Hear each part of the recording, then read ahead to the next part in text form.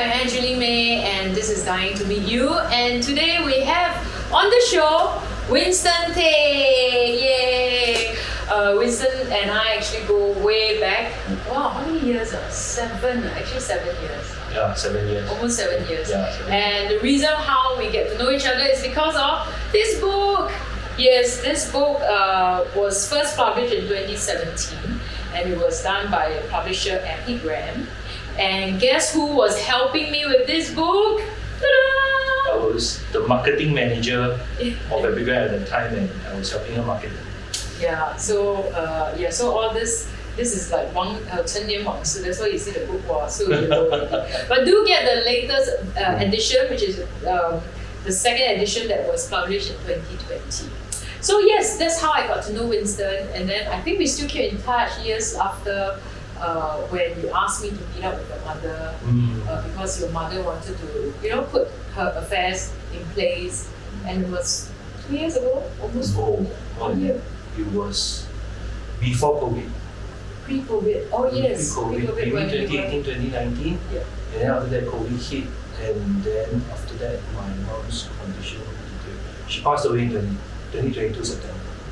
So yeah, then that's when we That's when I officially take care of one of your family members. Yeah. But I guess, because of this book, you also have a bit more idea about how funerals should be done.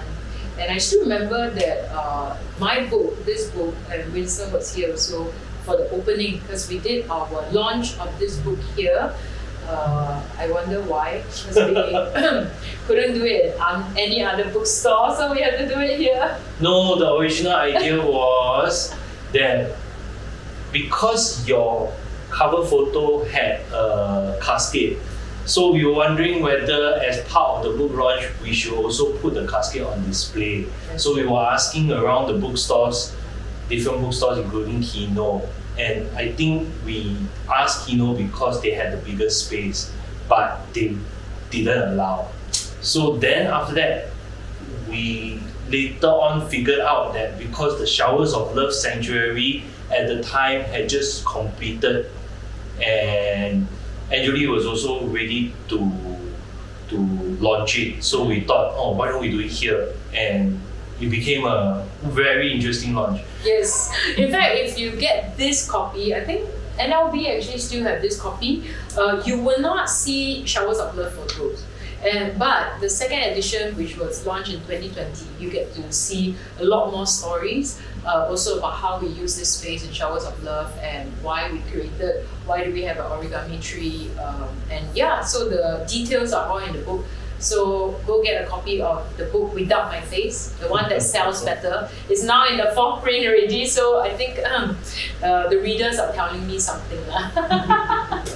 Yeah, so Winston, tell us more about what you are doing now.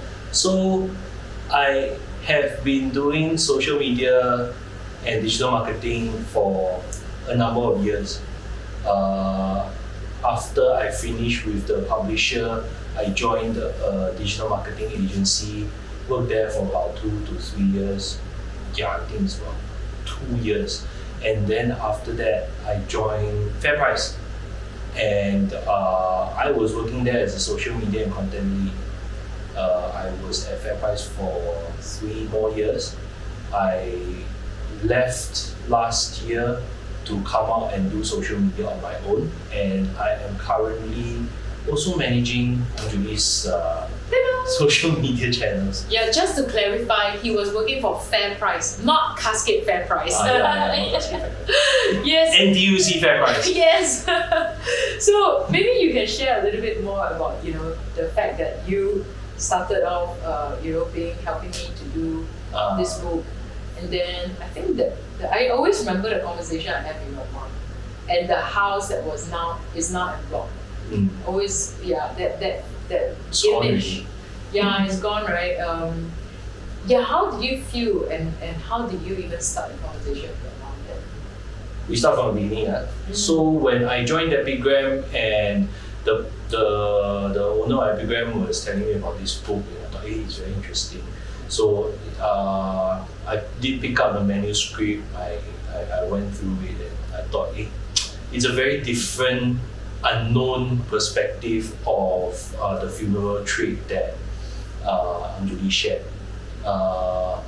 We all initially thought it was going to be just somebody coming in and talking about their own business, because quite a lot of books fall into that trap. But then later on, as we went through the different chapters, we realized that there were some very, very real, very emotional stories that Angjolie did share inside the book. And that's what made my job a lot easier, because it then had a very, very strong enough hook for me to then market the book out. It's actually, how many runs has it been already? 4th now. Oh, fourth run. Yes. Which in the Singapore publishing trade is considered a successful book. Wow. Yeah. This is the first time I'm hearing it. Thank you. So after I left, my father passed away in 2013, 2014. And then 3 years later, my mom had a little bit of an accident.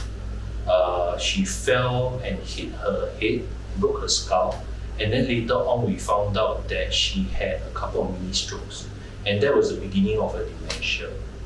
And I think throughout the time, we've been communicating on and off. I've been messaging her, asking her how she's doing and all that. Because at the time also, Angjolie, considering Showers of Love at the time, it had just launched and your business was starting to grow. So I was actually interested in seeing how your business and you have been progressing. So we've been talking a fair bit, and after that, I realized that my mom, having been diagnosed with dementia, we had to first come to terms with the diagnosis, and then after that, I thought we need to get her affairs in order before she completely loses her so-called her mind. So we gave you a call. I also discussed with my siblings. They were very apprehensive. So, because it's a Singaporean thing, I think it's just part of our Eastern culture where we tend not to think about these kind of things, because it's just, acknowledging something bad is going to happen, which we tend not to want to do. But eventually I said, if you don't take care of it now, it will be like our dad. We didn't know what to do for his funeral. We went to a funeral director that ultimately didn't do us good enough service. And at the same time, I thought, okay, this time we got to do it right. And since I know Angjolie, we know the book, and through reading the book, I figured this is the level that we're looking for. I decided to give her a call. We went through the whole process. Yeah, I remember your sister wasn't too welcoming. But I think it's also because pre-COVID, people were not open to talk about it. But post-COVID, people start to get to be more open about this topic of death, of planning ahead. So we start to see there's a shift in the this awareness. But I wanted to ask you about your journey with dementia, because dementia there's still no cure. What was it like for you and your family? Because when I met your mom, I think she's not, she still had her mental capacity. She was still able to converse with me decently. So it was the middle of the early stage for her.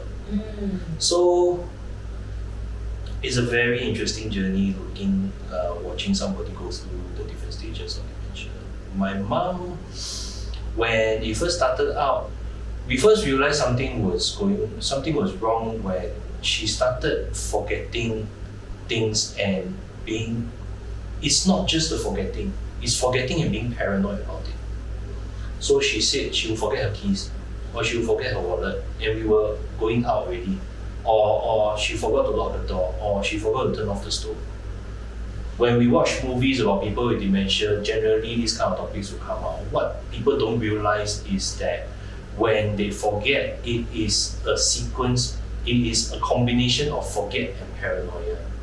Where when you forget and you suddenly want to go back, there's an urgent need for you to go and collect the things. And you cannot understand why. Because you forgot your keys, but I have the keys. So why are you concerned about? So there were times where we would go out and I was already in the middle of the expressway. She would suddenly say that I forgot my keys, can we go and take? And there is no way for me to complete the journey unless I go back and return the keys. And usually, what we realize is usually when that happens, as we are nearing the house and she's at the door, she realizes the keys are in the bag. And this went on for another 3 or 4 months, and then I basically called up my siblings and said something is wrong now. And I think we need to get a diagnosis. Even that conversation was very difficult because they didn't want to think that anything had happened to her, and they thought that it was just a passing phase and let's just ride it through and see what happens. But I insisted. They went in, we went to get a diagnosis from SGH, and SGH came back to confirm that she had vascular dementia, which means that it was due to an accident. It's not Alzheimer's, which is genetic, and it was basically because of when she hit her head and cracked her skull and had the mini strokes that parts of her brain were starting to deteriorate. And after we had the diagnosis, then we sat down. It's interesting because that was the beginning of our grieving process. Because you know that once you are hit with dementia, that means the beginning of the end already. So I think, at least for me, I felt fortunate enough that I was able to grieve before my mom passed. Wow. You know, I didn't expect this part, that the grieving actually starts in that onset of dementia. How long did she suffer from dementia? 2018 to 2022. 4 years. Yeah. Actually, I often find that this period has been very trying for the family. And even recently, I took care of a gentleman who also had, towards the end, 3 years of dementia. But what I really appreciate was the stories pre-dementia days. Everyone talked about how great he is as Akong, what's he like. Because of him, he's a patriarch. So everyone would come back to the house every Sunday. So Sunday was like an important day for them. I think your mom too. She's always calling, you know, she cooks a lot. I remember that. She cooks a lot for all. Actually, before my father passed away. After my father passed away, she just gave up hope. Give up hope? Not saying give up hope, but she just, it wasn't laziness, there's no point. So she stopped cooking. And then, okay, once in a while, we would encourage her and take her to cook. She would. But you know that it's really had to coerce a little bit. And then after she got her dementia already, then we realized that, yeah, she likes to cook. And she was trying to cook, but she wasn't getting the ingredients right, she wasn't giving the recipe right. And it was dangerous also. So we had to tell her to stop. Wow. Yeah. But I remember your family didn't put her in a home, like you all took care of her. Not for her to try. We have, it's the post-dementia diagnosis stories that are very interesting. We did try because there came a point where we went through caregiving workshops together because we didn't plan on putting her in a home. She had specifically mentioned that she didn't want to go into a home, she didn't want to be taken care of by anybody else, she wanted to live her own life and be independent. And we tried to give that to her. But as the dementia progressed, we realized that she didn't want more care. And she didn't trust anybody else except her own family. But then when we went in and started trying to take care of her, we realized that she also didn't trust us. So it was difficult in the beginning. And we had many interesting incidents. I remember very distinctly there was once we were walking on our way home and she started getting paranoid and I asked her what was going on and she said she saw chickens in the trees. She saw chickens in the tree? She saw chickens in the trees. Okay. And I was looking at the trees and go and find chickens and climb trees. And we realized that this was the part of the dementia, still early stage, where she's starting to hallucinate. So it wasn't just these incidents, there were more serious incidents regarding people relationships and all that, which she hallucinated out scenarios, and it caused a lot of rifts between her and our families, both the direct family and indirect family. So we had to then learn how to reconcile between when it's her talking and when it's her disease talking. Then we realized that there's a difference. So, but we figured it out quite late already. So a lot of stuff that already happened, and after we had learned it, actually communication got a little bit easier. And I think the workshop helped a little bit in that. It also helped us to understand how to communicate with her when she's in this state. I think this is a growing concern by the government about dementia. That's why lasting power of attorney, if you haven't done it, please encourage your family members to do lasting power of attorney. It's to protect your family members, choosing who you want to decide on your behalf for your personal welfare and financial and personal affairs. Did your mom have the LPA done up then? We wanted to do it. When we finally got around to it, we realized it was too late. She couldn't sign her own documents anymore. So we couldn't do it. But after that, then we had to figure out different ways and means to help her to manage her stuff. Yeah, so please, if you haven't done it, get it done. But I guess dementia also help to, sort of work out within your family the conflicts, or maybe not work out, but deciding that period was very trying for the four of you, for the children, right? One of the things that we agreed upon when embarking on caregiving with my mom is we had to make sure that we all understood whatever we did individually and collectively, nobody is wrong. No blaming. No, nobody is wrong. You do what you do. We cannot say that what you're doing is wrong. We cannot say what you're doing is right. I cannot say that I know how to do it right. So, and because it was the four of us at the time, and we were taking turns caregiving, and there was one main one, she was my sister from Australia, flew back from Australia to take care of my mom. And she was the main caregiver for a very long period of time. But throughout the whole process, we had to agree with each other that we had to allow each other to care for her in our own ways. Wow, I like that. Yeah. So, it's so important because a lot of times when family members come together to take care of their loved one, a lot of times you have dispute because you think she likes this or he thinks this and that. Well, but that's a very good one to have that agreement that no one is right, no one is wrong. You're just expressing your care in your own capacity and in the way that makes sense to you, right? I think because we have experienced seeing other families break down because of this kind of situation, where you have one main caregiver and the caregiver is calling everybody else, why are you not coming in during this time? Or when I need you the most, or why are you not giving this kind of support that I need? But we all have our own ways, and I think that agreement helped us to understand to a certain extent, because of course we will still get into certain disagreements and all that, but because of that understanding, we will all put ourselves in that mindset to sit down and negotiate.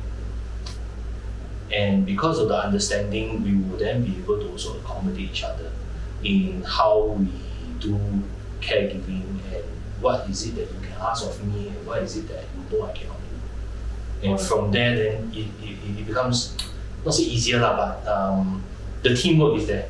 Yeah, communication. I think teamwork. The fact that there are 4 kids, right? So sometimes people say, "Wow, the more kids you have, the better it is." But it's not necessarily true. Yeah. But I think in your case, the fact that everyone is aligned, I think that part it will be good to establish from the beginning, because we often hear, I hear too many stories about this. But it's really nice that your family come together. But I remember your mom, she had specific instructions, and there was something that we actually talked offline and that affected you, where you didn't really agree with certain things, the sea scattering. Okay. Yeah. So after the funeral cremation, we scatter mom's ashes in Marina South Pier. So maybe you can share, because that's a very interesting view, and I'm sure a lot of audience will also, contemplate whether this will be the best way for them to bid their loved one farewell. It's up to the individual to choose how they want to go. So I can't say whether I agree or disagree. It's just my response to it. She opted for sea scattering. Her reasoning was, my mom wanted to travel the world. Let the waves or let the tide of the ocean take her wherever the tide wants to go, and she would just explore. That was her thinking at the time, and at the time we agreed. Yeah. Because to me, actually at that point in time, it really made no difference. It was really her choice how she wanted to go and all. After the sea scattering, we have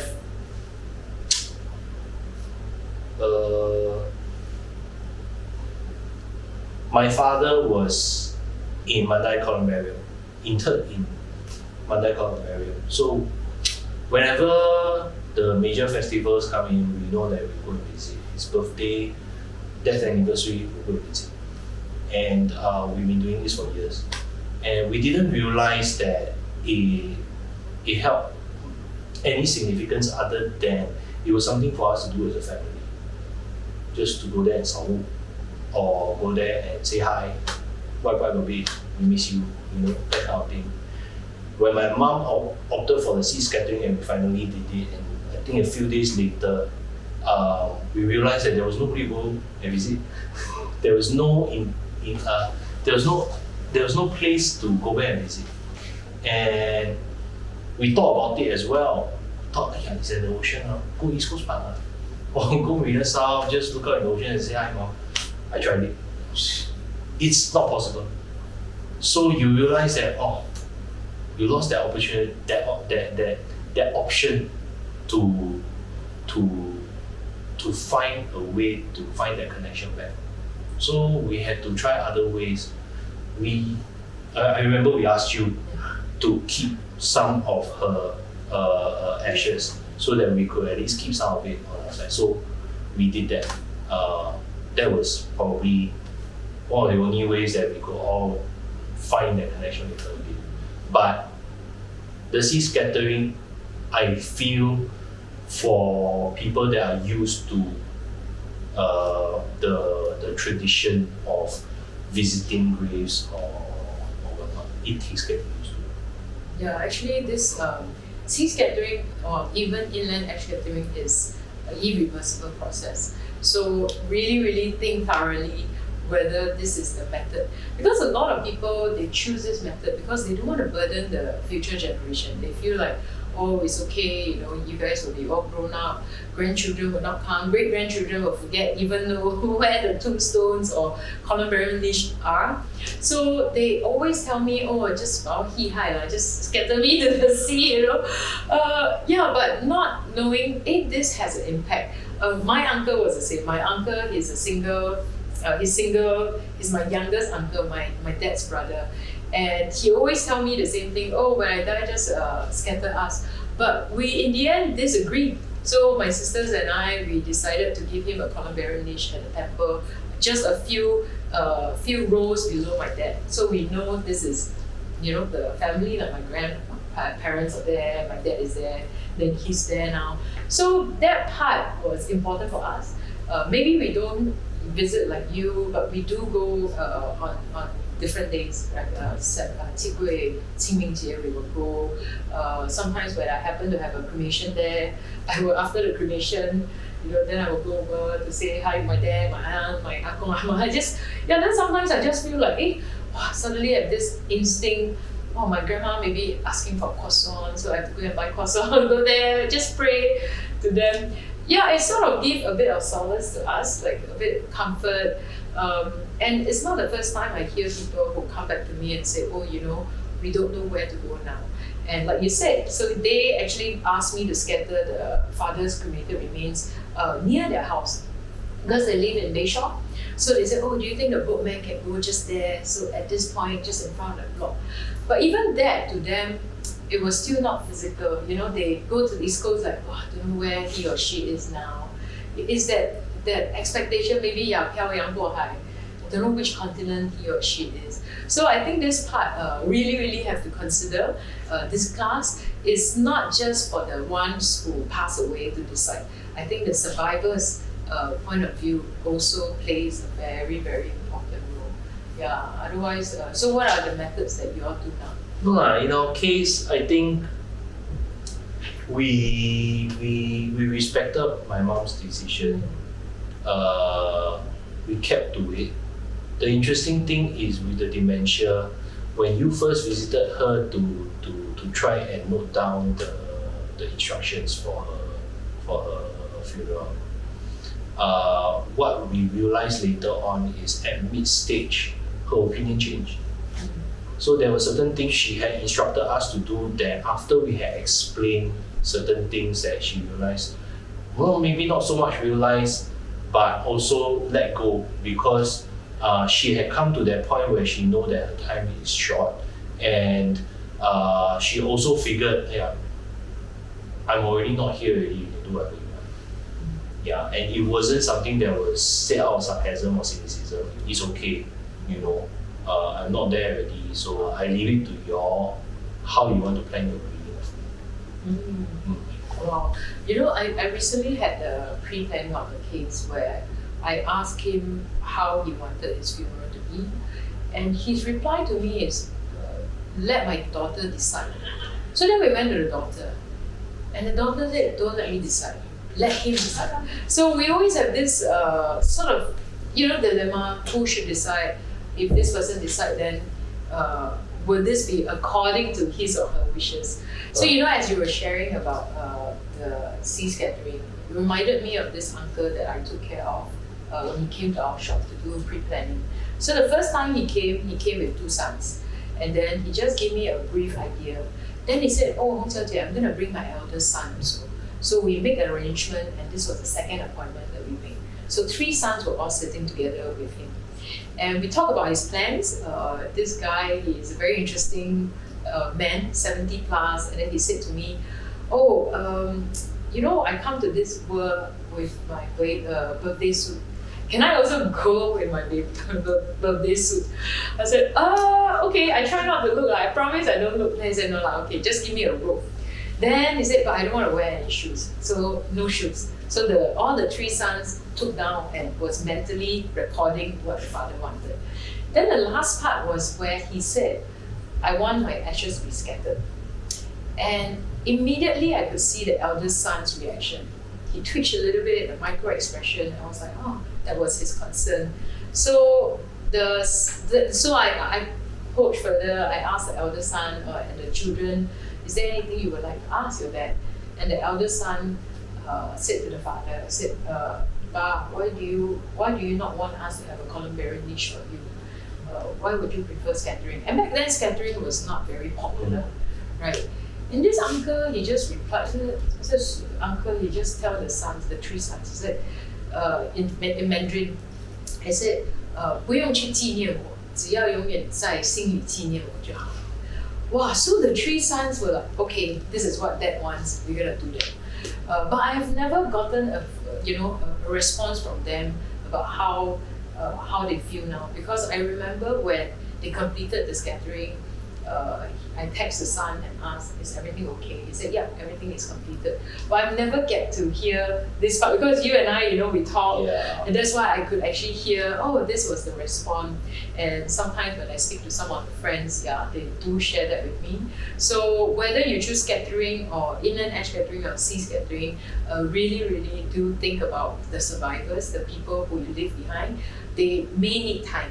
So maybe when the time comes, then maybe can scatter together, or maybe when at the point in time, then we do it. Otherwise there's always this missing piece. Like even for me, whenever I miss my grandma, I go to the temple, I can still see her, right? So this whole entire situation actually gave me and my family, my siblings, some perspective as to the treatment of your deceased loved ones and how you commemorate after he has gone past your generation.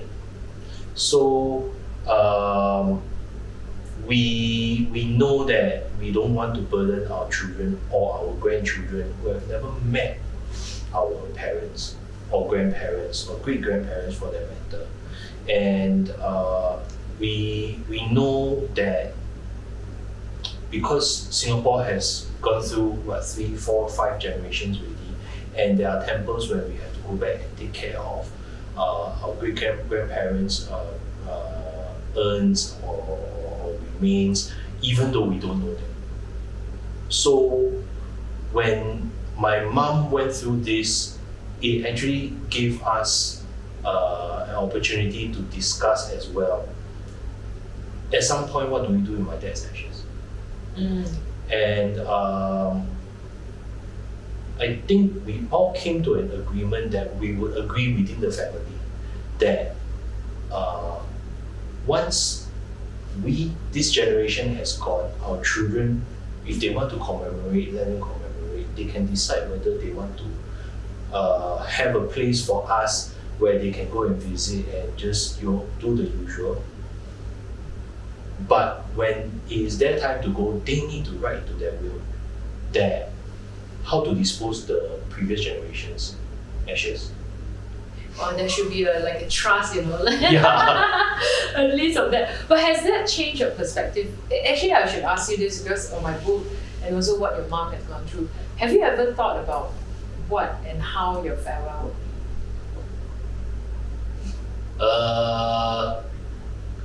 Not at this point. I think my situation with my loved ones right now, of course, you will think about it, but I think it's something that needs to be discussed closer to when you feel that, okay, maybe it's a better time to think about it. Because my experience with my mom has been, we have asked her what her funeral arrangements might be. She will repeat and repeat and repeat and repeat because that's part of dementia as well. And then in the mid-stage dementia, suddenly things change. Because your opinions and what you think has changed. And then after that, you might change again. So it's just like writing will. You can write at 40, and then after that, you need to update. Because wait, you quarrel with your son or Don't want to give me money. then you need to update and you need to update and you need to update again. Yeah. So I think this is constantly, it's just like farewell or whether it's your insurance policy or that, you always constantly need to do a review, whether this is still in line with what you want. Because I remember when I met your mom, she wanted a very simple, she wanted straight cremation. She's like, oh, don't do that. So yeah, even for straight cremation, I always say, there are people who want to attend the funeral. So don't just do a straight cremation because you don't want to burden the generations or the younger generation, but sometimes we need time. So a 3 days or 5 days could be helpful for our grieving process rather than we only have 1 day to spend and then, the next thing we know is we have to go to the crematorium. And it's actually quite painful to use that method of straight cremation. So again, this is a hard conversation, but essential conversations to have with yourself and your family members. That conversation with my mom actually took a few months. From her wanting a straight cremation to us explaining to her that, okay, you can have your straight cremation, but instead of immediately going, which is what she wanted, you give us a space of 1 day so that at least me and my siblings can go in and grieve. And at that time, I already had the idea of using showers of blood. And that's just part of the process. And then later on, from immediate to 8 hours because your sons and daughters need to grieve for you, to it's not very nice for us not to tell our extended family that you have gone and there is no way for them to say goodbye. And if we do that, you need to realize as the person who has left us that you're going to create a lot of political problems for us. So you might end up having people getting angry enough that they will end up excommunicating us or something like that because you didn't respect our opinion of whether we need to grieve for your mom or not. And because she's also our family. So that's why the process of us convincing her to go from straight cremation to a 5-day week. Yeah. Because later on when we were discussing with Angjolie, we also realized that 3 days was not enough. Because your first day, your funeral, nobody's going to come. Your second day, and then by the time we calculate, it's really a 5-day funeral. It is comfortably 5 days. And I remember we did showers of love for Mom. How was that process for your family? I know quite a number of my extended family didn't realize it was going to be so in your face. And then they were quite shocked. I think none of them were expecting whatever was happening. And then later on, as the process went on, it suddenly became a very intimate thing. They were able to, I think this was the first time they were able to properly interact with somebody who has passed on that they loved. And we were given as much time as we wanted. I think I was very surprised when we had extended members of family come up and also do part of the ritual with us, which was moisturizing her skin, massaging her feet, making sure that she was it's a spa treatment. Yeah.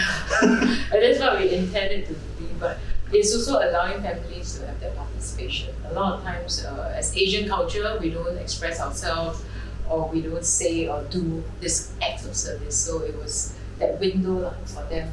And it was not a scary process. I think because of the way that she had just passed on and her body was still very much looked what it looked like when she was alive. So they were able to see, it really just felt like she was in a deep sleep and they were able to just connect with her.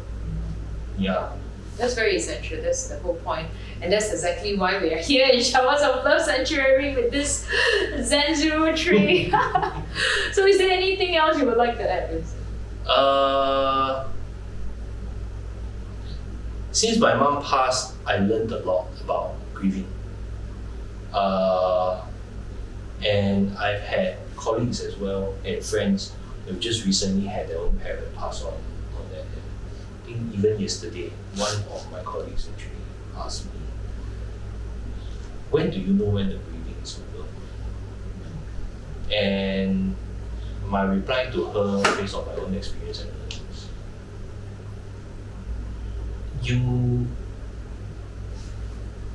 the grieving will never end. Until the day that is your time, you will still be grieving. You will still think of your parents. Your heart will still ache. But I think it's important to recognize that the fact that you're grieving already means that you had a very good relationship with your loved one. And allowing yourself to grieve actually keeps that relationship alive. So you cannot look at the physical departure of your loved one as a departure, because whenever you think back to the times, whenever you try and dig out the memories of when your father or your mother was with you, that is not a memory of the past. That is an action of the present. The fact that you are bringing back this memory to enjoy it is an act of the present. That means that you are still having that relationship with the person now. And every time you do that, it just means that she's always alive, he's always alive inside you.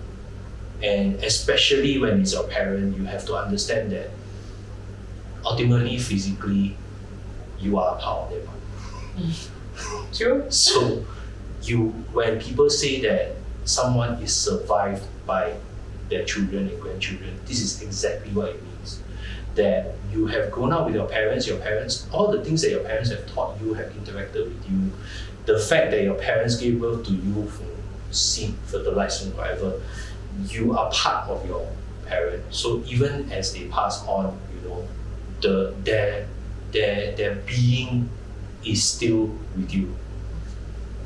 Yeah, I think the part where you talk about is still with you, that's very well said. And the act of the present, right? It's a lot of times, even like on a Facebook, not Facebook, iPhone. So I have albums, and then now iPhone can identify the face of the person. So yeah, sometimes I miss my dad, or just go to the album and then let it play, right? I don't miss my grandma. So yeah, there are moments where I just want to, and I want to keep them alive. Correct. That's the thing, I want to keep them alive. They continue to still serve as a guidance for me, and then a source of light whenever I'm down. Or just think about conversation I have with them, and yeah, so that's the beautiful part of technology, that we are able to still relieve that memory in our phone, in the digital world. So yeah, all right. So there you go. It's a very lovely sharing and very intimate to understand from Winston. I think we never really talked much about how dementia, then now about grief. I think it's a very huge topic, and that whether you are a man, male or female, we all grieve. Yeah, and it's okay to express and to feel those emotions rather than we tuck it away and be like, macho man or a strong woman and say, no, I'm not grieving. We do need our space, and we also need support. So if you feel that you can't get the support from your friends or family, you can get from friends or even get from strangers. Sometimes you just never know when you cross paths with people. All right, thank you so much, Winston, for having this opportunity, and thank you for this book, for helping me to market this book, Dying to Meet You, even though I know some people weren't quite dying to meet me. All right, so until our next episode of Dying to Meet You, see ya!